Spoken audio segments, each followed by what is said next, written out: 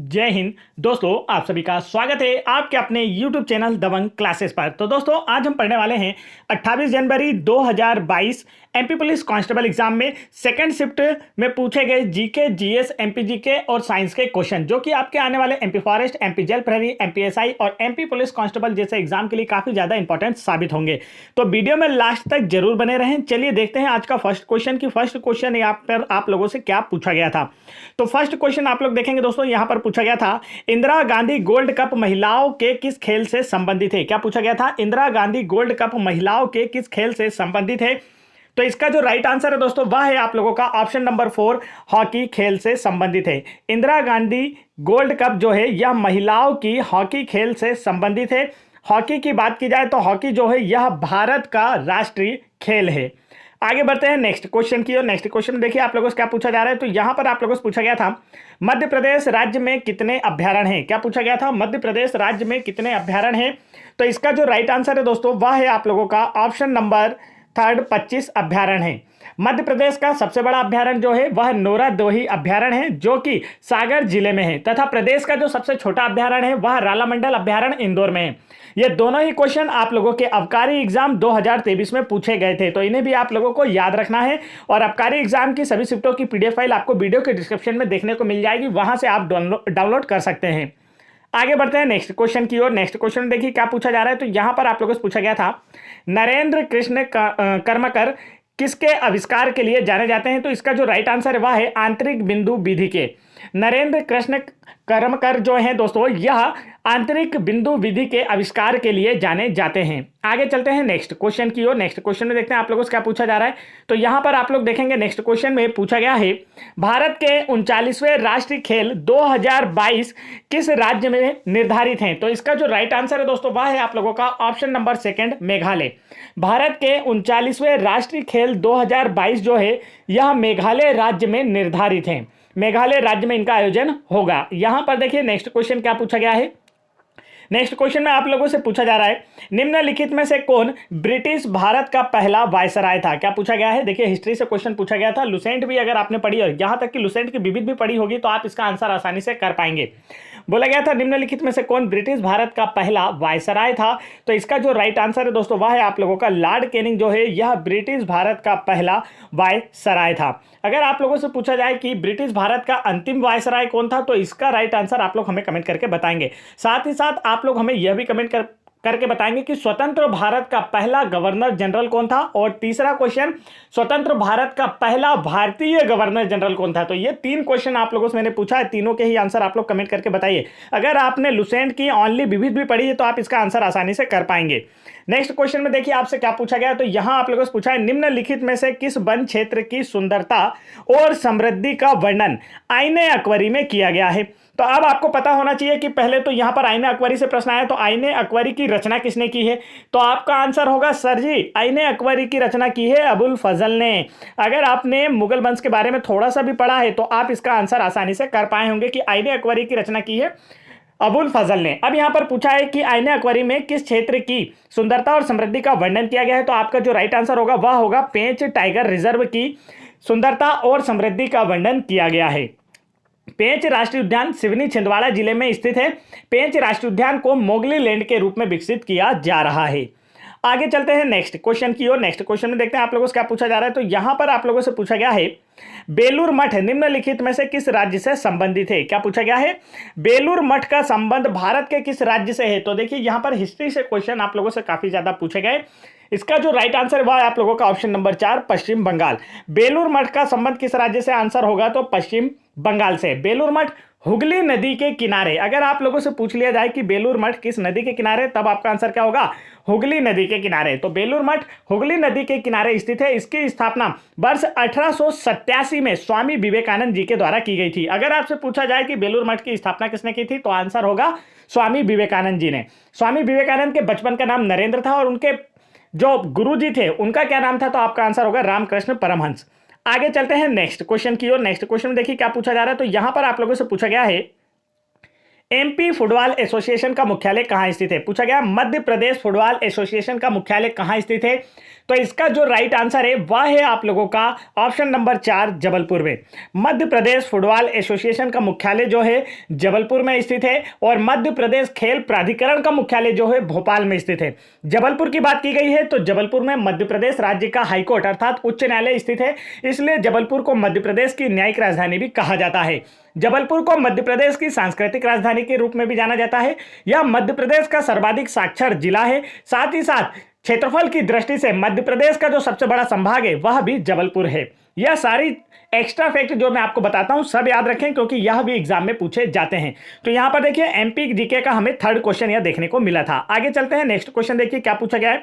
यहां पर पूछा गया था विश्व के कच्चा तेल आयातक देश में भारत का स्थान कौन सा है? मतलब भारत कच्चा तेल दूसरे देशों से आयात करने के मामले में विश्व में किस स्थान पर है? तो इसका जो राइट आंसर है वह है आपका ऑप्शन नंबर 4 तीसरा। विश्व में कच्चा तेल आयात करने के मामले में भारत जो है विश्व में तीसरे स्थान पर है। आगे चलते हैं नेक्स्ट क्वेश्चन की ओर। नेक्स्ट क्वेश्चन में देखिए क्या पूछा जा रहा है।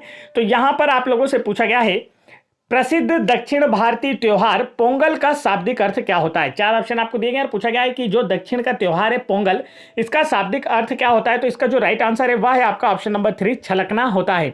पोंगल का शाब्दिक अर्थ होता है छलकना। पोंगल त्योहार तमिलनाडु राज्य में है, मतलब तमिलनाडु राज्य में मनाया जाता है। पोंगल के दूसरे दिन को थाई पोंगल के रूप में जाने जाते हैं। तो अभी जो आप लोगों ने कभी ग्रुप डी एग्जाम दिया हो, जो अभी कराया गया था कंडक्ट, तो अगर आप लोगों ने दिया है 2021 का ग्रुप डी एग्जाम, तो वहां पर ऐसा क्वेश्चन पूछा गया था कि पोंगल के दूसरे दिन को किस नाम से जाना जाता है? तो आंसर होगा थाई पोंगल के नाम से जाना जाता है।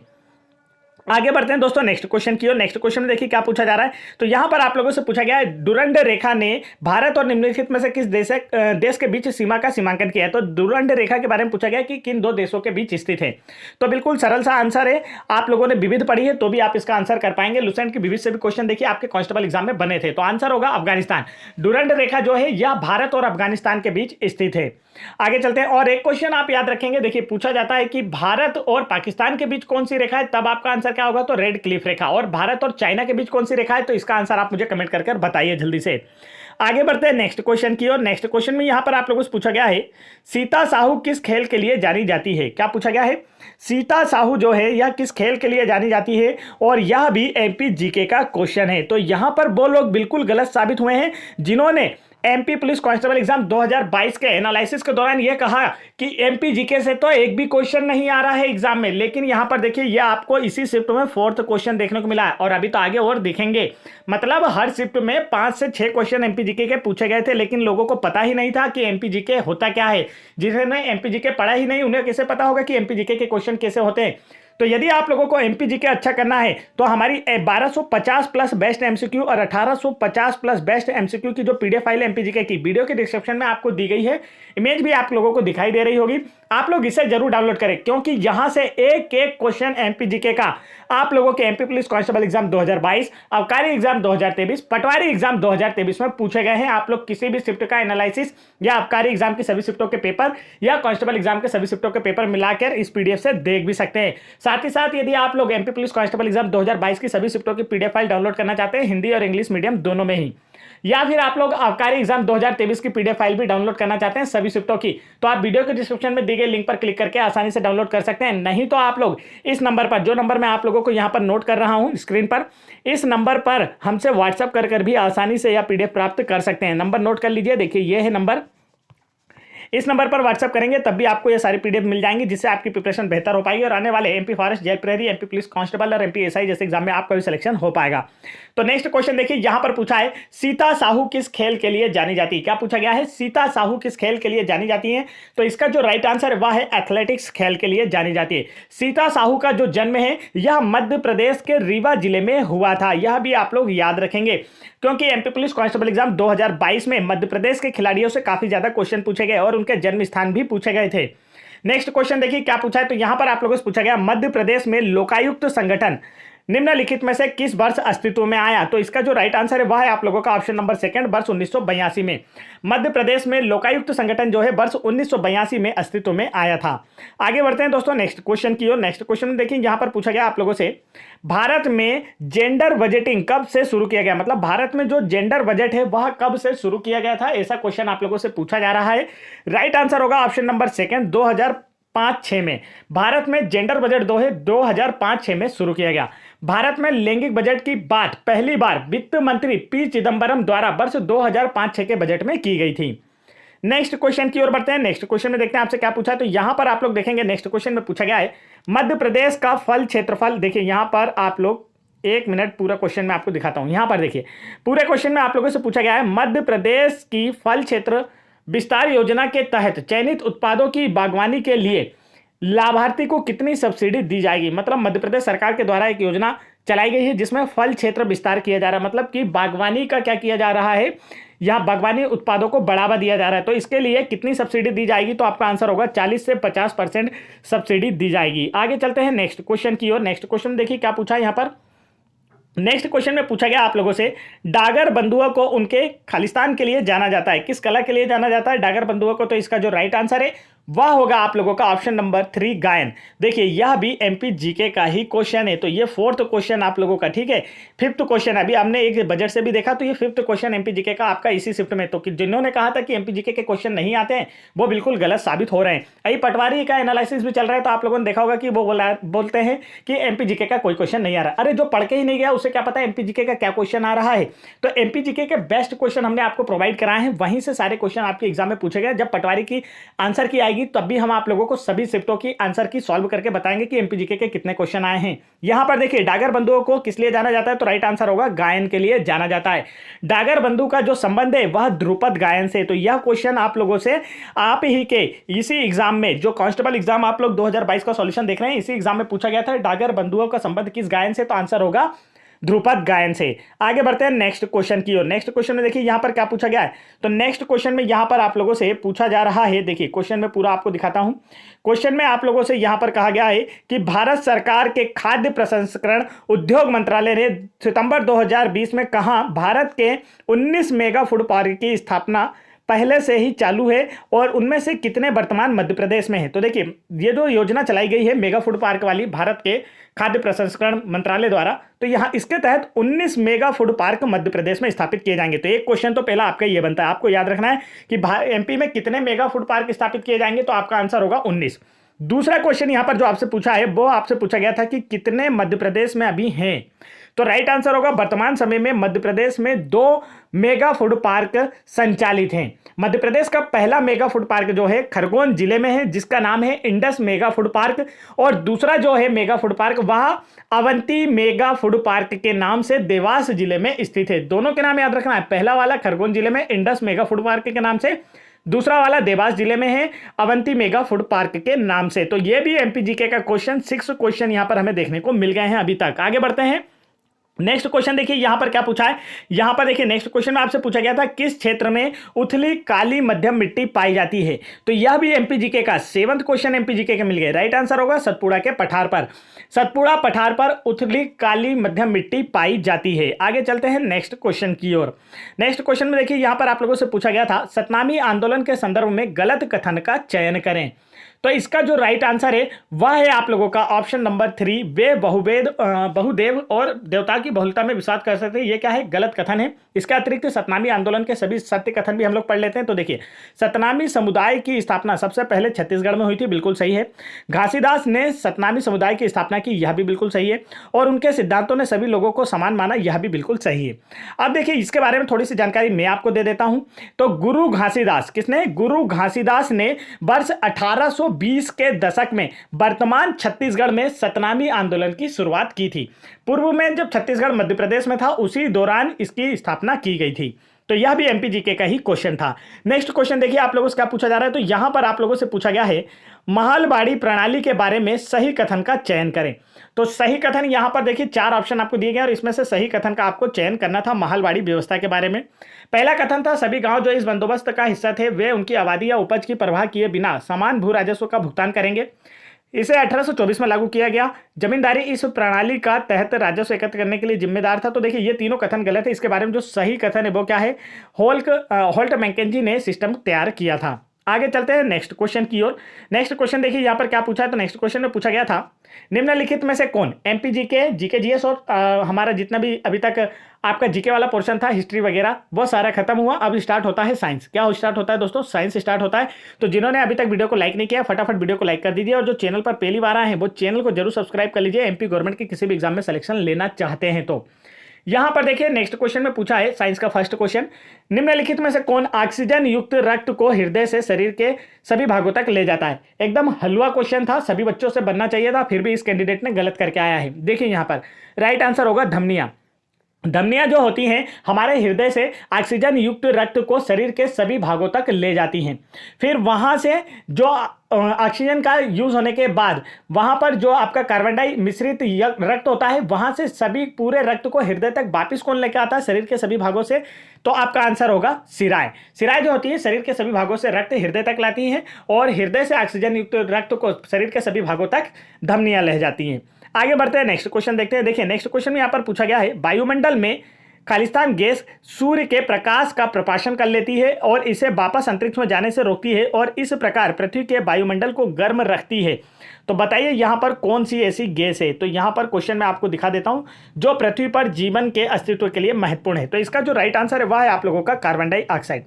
वायुमंडल में जो कार्बन डाइऑक्साइड गैस है, जब सूर्य से, देखिए यहां जैसे सूर्य है, मान लीजिए ये एक आपका सूर्य है और हमारा यह पृथ्वी का वायुमंडल है, तो यहां से जब सूर्य की किरणें आती हैं तो यहां पर ये जो हमारी CO2 गैस है हमारे वायुमंडल में एक क्या बनाती है, कंबल की तरह एक खोल बनाती है। मतलब हम कह सकते हैं कि कंबल की तरह एक कवच बनाती है, जो पृथ्वी से आई हुई, देखिए ये जब पृथ्वी की सतह पर टकराता है तो ये टेम्परेचर वापस टकराकर बाहर जाता है, ठीक है, ये क्या जाता है, बाहर जाता है। लेकिन यहां पर जो कार्बन डाइऑक्साइड ने कंबल बना रखा है, जो कवच बना रखा है, ये उस उष्मा को इससे बाहर नहीं जाने देती है, इस कवच के अंदर ही उष्मा को रखती है, जिससे क्या होता है, हमारी पृथ्वी का वायुमंडल क्या होता है, गर्म बना रहता है, जिसकी वजह से ही क्या है, जीवन संभव है। तो यहां पर वही पूछा गया आप लोगों से कि वायुमंडल में ऐसी कौन सी गैस है जो प्रकाश का प्रकाशन कर लेती है और इसे वापस अंतरिक्ष में जाने से रोकती है। नहीं तो वापस क्या होगा, सूर्य की किरणें टकराएंगी और वापस अंतरिक्ष में चली जाएंगी, जिससे उष्मा पूरी वापस चली जाएगी।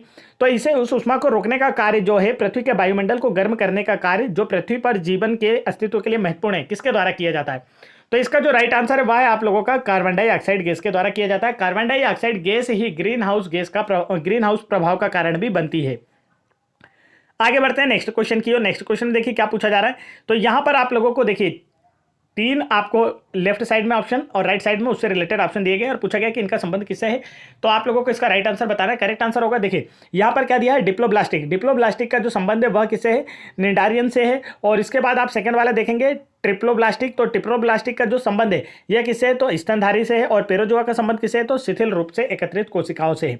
आगे चलते हैं नेक्स्ट क्वेश्चन की ओर। नेक्स्ट क्वेश्चन में देखते हैं आपसे क्या पूछा गया है। तो यहां पर आप लोगों से पूछा गया दोस्तों, वाशिंग सोडा का रासायनिक नाम क्या है। क्या पूछा गया आप लोगों से, वाशिंग सोडा का रासायनिक नाम क्या है। तो इसका करेक्ट आंसर होगा सोडियम कार्बोनेट। वाशिंग सोडा का जो सूत्र होता है वह होता है Na2CO3 × 10H2O। क्या होता है, Na2CO3 × 10H2O। और इसका जो रासायनिक नाम है वह है सोडियम कार्बोनेट। आगे चलते हैं नेक्स्ट क्वेश्चन की ओर। नेक्स्ट क्वेश्चन में देखिए क्या पूछा जा रहा है। तो यहां पर आप लोगों से पूछा है, यदि U और V प्रारंभिक वेग और अंतिम वेग, मतलब कि U जो है प्रारंभिक वेग हो और V अंतिम वेग हो, और S समय t में तय की गई दूरी है। S जो है S समय में तय की गई दूरी, S क्या है, दूरी है, कितने समय में तय की गई है, t समय में तय की गई। तो निम्नलिखित में से कौन सा समीकरण सही होगा। तो इसका राइट आंसर आप लोगों को बताना था। करेक्ट आंसर होगा ऑप्शन नंबर सेकंड। आगे चलते हैं नेक्स्ट क्वेश्चन की ओर। नेक्स्ट क्वेश्चन देखिए यहाँ पर क्या पूछा है। पूछा गया है अंडाकार स्तनधारी है। 4 ऑप्शन आपको दिए गए और पूछा गया इनमें से कौन सा स्तनधारी है, अंडाकार, पिंडज और अंडज, जरायुज और या फिर बांझ। तो इसका जो राइट आंसर है वह है पिंडज जो होते हैं या स्तनधारी के उदाहरण है। आगे चलते हैं नेक्स्ट क्वेश्चन की ओर। नेक्स्ट क्वेश्चन देखिए यहाँ पर क्या पूछा गया है, निम्नलिखित में से किस पौधे को सूर्य की पुत्री के रूप में जाना जाता है। 4 ऑप्शन आपको दिए और पूछा गया, देखिए अभी तक आपने ये सुना होगा कि किस नदी को, मध्य प्रदेश की किस नदी को सूर्य की पुत्री के रूप में जाना जाता है, तब आपका आंसर ताप्ती होता। लेकिन यह क्वेश्चन पूछ लिया कि किस पौधे को सूर्य की पुत्री के रूप में जाना जाता है। तो इसका जो राइट आंसर है वह है आप लोगों का कपास। क्या होगा इसका राइट आंसर, कपास को सूर्य की पुत्री के रूप में जाना जाता है। कपास का सर्वाधिक उत्पादन पूरे भारत में गुजरात राज्य में होता है। कपास के लिए सर्वाधिक उपयुक्त मिट्टी जो होती है वह काली मिट्टी होती है। मध्य प्रदेश में कपास का जो सर्वाधिक उत्पादन वह खंडवा और खरगोन जिलों में होता है। आगे चलते हैं नेक्स्ट क्वेश्चन की ओर। नेक्स्ट क्वेश्चन देखते हैं आपसे क्या पूछा जा रहा है। तो यहां पर आपसे पूछा गया था, कौन से थैलोफाइट्स जिनमें क्लोरोफिल होता है और वो ऑटोट्रोपिक भी होते हैं। तो क्या पूछा गया, इनमें से कौन से थैलोफाइट हैं जिनमें क्लोरोफिल होते हैं और ऑटोट्रोपिक होते हैं। तो इसका जो राइट आंसर वह है सेवाल। सेवाल में क्लोरोफिल होता है और यह ऑटोट्रोपिक होते हैं। यह प्रकाश संश्लेषण के माध्यम से अपना भोजन स्वयं बना सकते हैं। सेवालों का जो अध्ययन है वह फाइकोलॉजी कहलाता है। यह भी आपको याद रखना, अक्सर एग्जाम में पूछा जाता है। कवक का अध्ययन माइकोलॉजी और सेवालों का अध्ययन फाइकोलॉजी, ये दोनों इंपॉर्टेंट क्वेश्चन एग्जाम में जरूर आते हैं। नेक्स्ट क्वेश्चन देखिए यहाँ पर क्या पूछा है। तो यहाँ पर इस क्वेश्चन को मैं पूरा आपको शो कर देता हूँ, उसके बाद हम क्वेश्चन पढ़ेंगे। यहां पर देखिए दोस्तों, जिन्होंने अभी तक वीडियो को लाइक नहीं किया फटाफट वीडियो को लाइक भी कर दीजिए। क्वेश्चन में आपसे पूछा गया है, पहले अभिकथन दिया गया है, फिर उसका रीजन दिया गया है, कारण दिया गया है। तो देखिए यहां पर कथन क्या है, वायु प्रदूषण के कारण ताजमहल स्मारक को खतरा है, यह कथन है। अब उसका कारण क्या है यह भी आपको दिया गया है। अम्ल वर्षा के कारण वातावरण में सल्फर डाइऑक्साइड और नाइट्रोजन ऑक्साइड गैसों में वृद्धि के कारण सफेद संगमरमर का जो है क्षरण वर्षों से हो रहा है। तो ये बिल्कुल सही है। देखिए वायु प्रदूषण क्या है, ताजमहल स्मारक को खतरा है। वायु प्रदूषण क्या है, एक प्रकार से ताजमहल स्मारक के लिए खतरा बन रहा है। इसका रीजन क्या है, जो हमारे वाहनों का धुआं होता है उसमें सल्फर डाइऑक्साइड और नाइट्रोजन डाइऑक्साइड होते हैं, और ये जो गैस है वर्षा की बूंदों के साथ मिलकर क्या किसका कारण बनते हैं, अम्ल वर्षा का कारण बनते हैं। और यह जब अम्ल वर्षा होती है तो ये जो अम्ल वर्षा यहाँ पर ताजमहल के सफेद संगमरमर पर पड़ती है, ये जो पानी पड़ता है तो ये क्या कर रहा है, इस संगमरमर को पीला कर रहा है। क्या कर रहा है, जो संगमरमर सफेद संगमरमर है ये धीरे धीरे कैसा हो रहा है, पीला पड़ रहा है। आगे बढ़ते हैं नेक्स्ट क्वेश्चन की ओर। नेक्स्ट क्वेश्चन में देखते हैं आपसे क्या पूछा जा रहा है। तो यहां पर देखिए आप लोगों से पूछा गया है, निम्नलिखित में से कौन सा ग्रह पानी से सघन है। आप लोगों को 4 ऑप्शन दिए गए और पूछा गया इनमें कौन सा ग्रह ऐसा है जो पानी से भी सघन है। तो इसका right answer option number A Shani. और यदि आप लोगों से पूछा जाए कि पूरे सौरमंडल में सबसे ज्यादा चंद्रमा या सबसे ज्यादा उपग्रह किसके हैं, तब भी आपका आंसर होगा शनि ग्रह के है। और यह पूछा जाए कि किस ग्रह के चारों ओर छलने हैं, तब भी आपका आंसर क्या होगा, शनि ही होगा। आगे चलते हैं नेक्स्ट क्वेश्चन की ओर। नेक्स्ट क्वेश्चन देखिए क्या पूछा गया है। यहां पर आप लोगों से पूछा गया है KWH मीटर का उपयोग किसे मापने में किया जाता है। तो राइट आंसर होगा उपयोग की जाने वाली शक्ति की मात्रा को।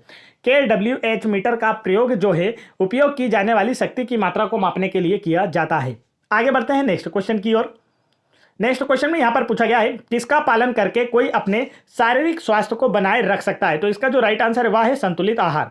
संतुलित आहार का पालन करके कोई भी व्यक्ति अपने शारीरिक स्वास्थ्य को बनाए रख सकता है। आगे चलते हैं नेक्स्ट क्वेश्चन की ओर। नेक्स्ट क्वेश्चन में देखिए क्या पूछा जा रहा है। तो यहां पर आप लोगों से पूछा गया है, मनुष्य के शरीर में अधिकांश फास्फोरस कहां पाया जाता है। मानव शरीर में नहीं पाया जाता है, बालों में, आंखों में या हड्डियां और दांतों में। तो इसका जो राइट आंसर वह है हड्डियों और दांतों में। मनुष्य के शरीर में अधिकांश फास्फोरस जो है हड्डियों और दांतों में पाया जाता है। हड्डियां कैल्शियम और फास्फोरस से बनी होती हैं।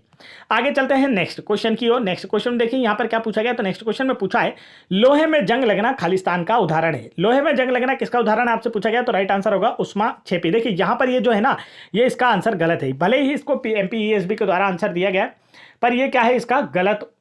लोहे में जंग लगना किसका उदाहरण है, तो उस्मा छेपी, ये गलत है। ये किसका उदाहरण होना चाहिए। तो राइट आंसर होगा रासायनिक परिवर्तन का। लोहे में जंग लगना जो है दोस्तों रासायनिक परिवर्तन का एक उदाहरण है। लोहे को जंग से लगने से बचाने के लिए उस पर कलर किया जाता है या लोहे की वस्तुओं पर ग्रीसिंग भी की जाती है। तो इसका करेक्ट आंसर ऑप्शन नंबर 3 होना चाहिए था। यहां पर गलत आंसर दिया गया है MPESB के द्वारा। नेक्स्ट क्वेश्चन देखिए यहां पर क्या पूछा है, फूल के अंतरतम भाग को क्या कहते हैं। क्या पूछा गया, फूल के अंतरतम भाग को या सबसे अंदर के भाग को क्या कहते हैं। तो राइट आंसर होगा स्त्री केसर कहते हैं। फूल के अंतरतम भाग को स्त्री केसर कहते हैं। स्त्री केसर जो होता है यह फूल या पुष्प का मादा भाग होता है, और पुष्प के नर भाग को क्या कहा जाता है। यदि आप लोगों से पूछ लिया जाए तब आपका आंसर होगा पुंकेसर कहा जाता है। पुष्प के नर भाग को पुंकेसर, मादा भाग को स्त्री केसर कहा जाता है। आगे बढ़ते हैं नेक्स्ट क्वेश्चन की ओर। नेक्स्ट क्वेश्चन में देखिए यहां पर आप लोगों से क्या पूछा गया है। तो देखिए यहां से अब आप लोगों की रीजनिंग स्टार्ट हो गई है। जीके हमारे पूरे खत्म हुए, साइंस के क्वेश्चन भी हमने देख लिए, MP GK के भी सारे क्वेश्चन देख लिए।